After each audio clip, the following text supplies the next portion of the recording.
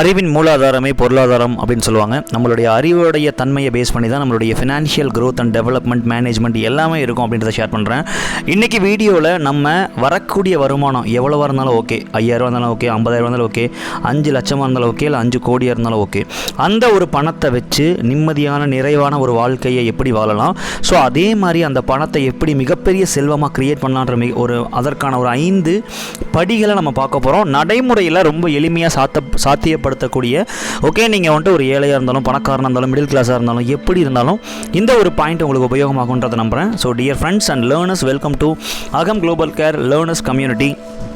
நம்ம கம்யூனிட்டி அப்படின்றது okay, so வாழ்க்கையில் மனித வாழ்க்கையில் இருக்கக்கூடிய பலவிதமான சிக்கல்களுக்கான வாழ்வியல் சம்மந்தப்பட்ட தீர்வுகளை அறிவின் மூலமாக கொடுக்கக்கூடிய ஒரு கம்யூனிட்டி நான் ஷேர் பண்ணிக்கிறேன். ஸோ இதில் நம்ம இன்றைக்கி பார்க்க போகிற சப்ஜெக்ட் வெல்த் அப்படின்ற ஒரு சப்ஜெக்ட்டு. ஸோ இந்த செல்வம் அப்படின்றத பொறுத்த வரைக்கும் நிறைய வந்துட்டு பார்த்திங்கன்னா ஒரு கிளாரிட்டி நிறைய வந்துட்டு இல்லை. இதில் கிளாரிட்டியாக இருக்கவங்க செல்வ வளம் நிறைந்தவர்களாக இருக்கிறார்கள்.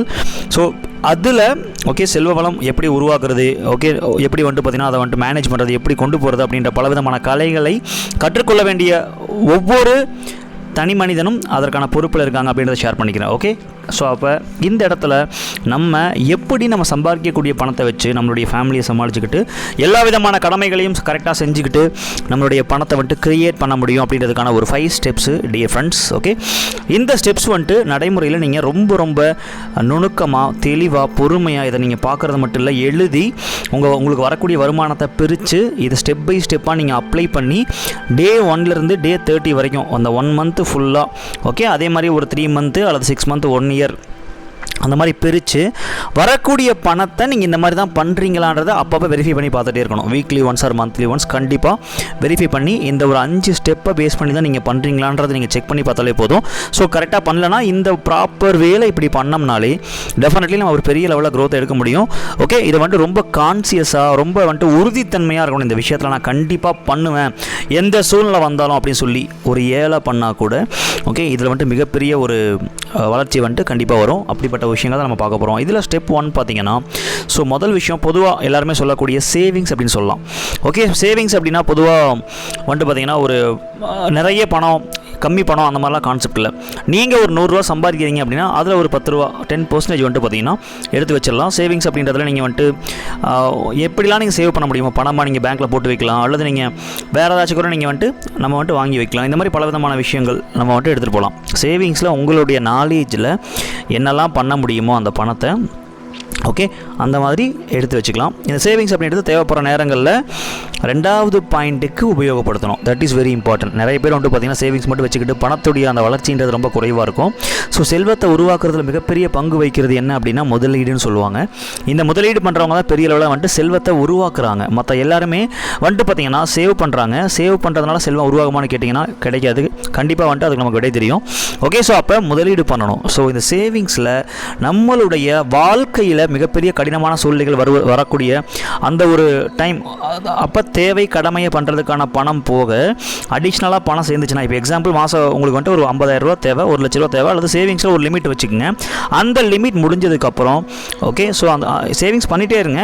அந்த லிமிட் முடிஞ்சதுக்கப்புறம் அப்பப்போ அந்த லிமிட்டை தாண்டி வரக்கூடிய பணத்தை அப்பப்போ தேவைப்படுற நேரங்களில் இன்வெஸ்ட் பண்ணணும். ஓகே, இது ஒரு பாயிண்ட்டு. அது கூட நீங்கள் சம்பாதிக்கக்கூடிய பணத்திலேருந்து கண்டிப்பாக 10% முதலீடு செய்ய வேண்டும். எதில் பண்ணோம் அப்படின்றது நீங்கள் வந்துட்டு யோசிச்சு பண்ணலாம். ஓகே, நல்ல ஒரு விஷயத்தில் முதலீடு பண்ணலாம். இப்போ நிறைய விஷயங்கள் இருக்குது முதலீடு பண்ணுறதுக்கு. ஓகே, ஸோ அதாவது கோல்டில், அதுக்கப்புறம் லேண்டு, ஸோ அதுக்கப்புறம் பார்த்திங்கன்னா நிறைய விஷயங்கள் இருக்குது. நான் சொல்கிறத விட நீங்கள் அந்த விஷயத்தை அனலைஸ் பண்ணி பார்த்துட்டு எது ஓகே உங்களுக்கு நன்மை பயக்குமோ அந்த விஷயத்தில் ஒரு 10% நீங்கள் 10% எடுத்து சாதாரணமாக தெரியலாம். சிறு துளி தான் பெரு வெள்ளமாக இருக்கும். சேவிங்ஸ்லையும் சரி இன்வெஸ்டிங்லையும் சரி. ஓகே, இது மிகப்பெரிய அளவில் ஒரு செல்வத்தை கிரியேட் பண்ணுறதுக்கான ஒரு மிகப்பெரிய ஸ்டெப்பு வந்துட்டு இந்த 2nd ஸ்டெப்புங்க.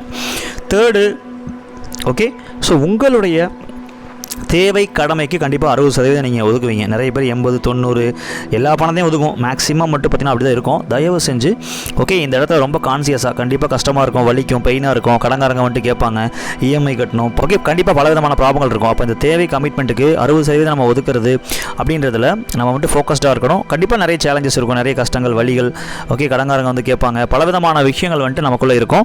அப்போ அந்த இடத்துல நம்ம கான்சியஸாக உறுதியாக 60% தான் என்னுடைய வருமானம் அப்படின்றத என்னோட உங்களோட மனதில் ஃபிக்ஸ் பண்ணி ஸோ மற்ற 4 ஸ்டெப்புக்கான பணத்தை கண்டிப்பாக எடுத்து வைக்கணுன்றதை ஓகே ஒரு ப்ராமிஸாக கூட நீங்கள் பண்ணலாம். வீட்டில் உங்களுக்கு தெரிஞ்சவங்களை பிடிச்சவங்கள ப்ராமிஸ் பண்ணி ஓகே ஸோ அந்த ப்ராமிஸை கரெக்டாக இவ்வளோ தான் என்னுடைய வருமானம், 100 ரூபா சம்பாதிக்கணும், 60 ரூபா மட்டும் தான் என்னுடைய வருமானம், மற்றதெல்லாம் என்னுடைய வருமானமே கிடையாது அப்படின்ற ஒரு மனநிலைக்கு நீங்கள் வந்துடணும்.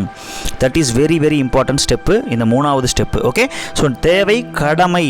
ஓகே இதை நீங்கள் கரெக்டாக ப்ராப்பராக பண்ணி செல்வத்தை உருவாக்க உங்களுக்கு தேவைப்படுற ஆசைப்படுற விஷயங்கள்லாம் அதுக்கப்புறம் போய்க்கலாம். ஃபஸ்ட்டு தேவை கடமைக்கான விஷயத்தை நிறைய கமிட்மெண்ட்டில் இருப்பீங்க இல்லையா, அதனால் ஒரு அதிகமான போஸ்டேஜ் இதில் நம்ம வந்துட்டு ஒதுக்கியிருக்கோம். ஸோ இது கண்டிப்பாக உங்களுக்கு ப்ராக்டிக்கலாக சப்போர்ட்டாக இருக்கும் நான் நம்புகிறேன். ஏன்னா நிறைய பேர் வந்துட்டு இதை கம்மி பண்ணுறப்ப அந்த போர்டன் அப்படின்றதும் அதை அந்த ஃபேஸ் பண்ண வேண்டியதாக இருக்கும். அதனால் இது ஒரு கரெக்டான ஒரு போஸ்டேஜாக இருக்கும்.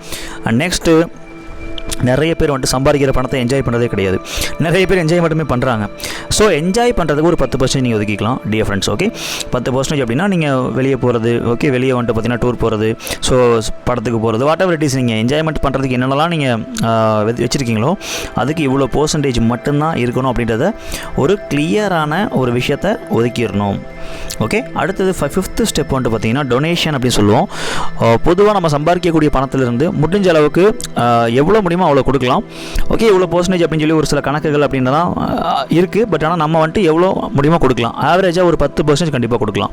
இந்த உலக மக்களுக்கு ஓகே நான் அடிப்படை தேவைகளையும் கடமைகளையுமே வந்துட்டு சரியாக பண்ண முடியாத பலவிதமான ஏழைகள் கஷ்டப்படுறவங்க இருக்காங்க. அவங்களுக்கு ஒரு 10% கொடுக்கறது அப்படின்றது ஒரு அடிப்படை கடமையாக நம்ம வச்சுக்கணும். இந்த 5 பாயிண்ட்டை நம்ம ப்ராப்பராக ஸ்டெப் பை ஸ்டெப்பாக பண்ணுறப்ப இதில் உங்களோட தேவை கடமைக்கு தகுந்த மாதிரி இந்த ஸ்டெப்ஸில் இந்த பாயிண்ட்ஸில் இது கண்டிப்பாக அக்யூரேட்டாக எல்லாருக்குமே ஒர்க் அவுட் ஆகும்.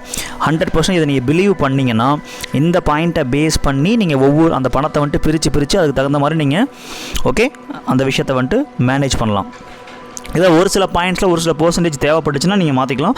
அது உங்களுடைய அந்த தேவை கடமையை பொறுத்து, உங்களுடைய அந்த விஷயங்களை பொறுத்து. ஓகே மேக்ஸிமம் இது 100% வந்துட்டு ஒர்க் அவுட் ஆகும். அதாவது இதை கரெக்டாக ப்ராக்டிக்கலாக அப்ளை பண்ண முடியும். இன்கேஸ் எதாவது இருந்ததுன்னா மட்டும் அடுத்த லெவல் நீங்கள் அந்த விஷயத்தை யோசிக்கலாம். எனிவே இந்த 5 ஸ்டெப்ஸில் ஃபினான்ஷியல் மேனேஜ்மெண்ட்டில் சேவிங்ஸு, இன்வெஸ்டிங், அதுக்கப்புறம் தேவை கடமையை சரியாக பண்ணுறது, என்ஜாய் பண்ணுறது, டொனேட் பண்ணுறது. ஓகே இதை நான் வந்துட்டு ஒவ்வொன்றையுமே தனித்தனியாக விளக்கமாக உங்களுக்கு கொடுத்துருக்கேன். Hope you understand.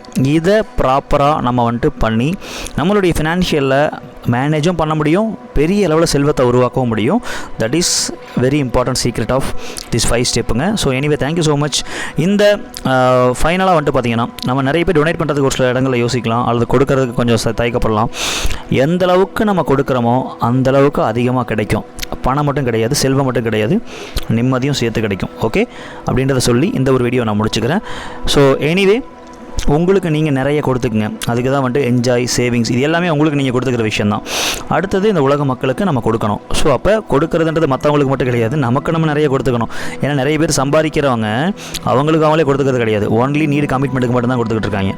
ஓகே அப்போ என்ஜாய் பண்ணுறதுக்கு, சேவிங்ஸ்க்கு, டொனேஷன், இன்வெஸ்ட்டு, அதுக்கப்புறம் டொனேட் இது எல்லாமே உங்களுடைய எதிர்காலத்திற்கும் உங்களுடைய வளர்ச்சிக்குமான ஒரு மிகப்பெரிய ஒரு விஷயம். அப்போ உங்களுக்கு நீங்கள் நிறைய கொடுத்துக்கணும். ஓகே ஸோ அதே மாதிரி நமக்கு நம்ம வந்துட்டு பார்த்திங்கன்னா நிறைய கொடுத்துக்கணும். அதே மாதிரி மற்றவங்களுக்கும் நிறைய கொடுக்கணும். நமக்கு நம்ம நிறைய கொடுத்துக்கிட்டு மற்றவங்களுக்கு கொடுக்க நம்ம டெவலப் ஆகிக்கிட்டே இருப்போம். Thank you so much dear friends. Okay இந்த விஷயம் நீங்கள் கரெக்டாக புரிஞ்சுக்கிட்டு கரெக்டாக அப்ளை பண்ணி பெரிய அளவில் சக்ஸஸ் பண்ணுவீங்க நம்புகிறேன். இந்த வெல்த் மேனேஜ்மெண்ட்டில் நீங்கள் பெரிய அளவில் டெவலப் ஆகணும் அப்படின்னா, வெல்த் சம்மந்தப்பட்ட ப்ராப்ளத்துலேருந்து வெளியே வந்து நல்ல டெவலப்மெண்ட் வேணும் அப்படின்னா, so personal and business and life டெவலப்மெண்ட்டில் இந்த வெல்த் மேனேஜ்மெண்ட் அண்ட் கிரியேஷனில் மிகப்பெரிய அளவில் நம்ம வந்துட்டு சப்போர்ட் பண்ணி ட்ரைனிங் கொடுத்துட்ருக்கோம். இதற்கான விஷயத்தை கல்வியாக கொடுத்துக்கிட்டு இருக்கோம். அதை கற்றுக்கிட்டு நீங்கள் கண்டிப்பாக வளரலாம். இந்த ஒரு நம்பருக்கு நீங்கள் கனெக்ட் பண்ணலாம் தேவைப்படுறவங்க. Thank you so much. Have a wonderful day. Bye and take care. இன்னொரு இன்ட்ரெஸ்டான வீடியோவில் சந்திக்கலாம். தேங்க்யூ.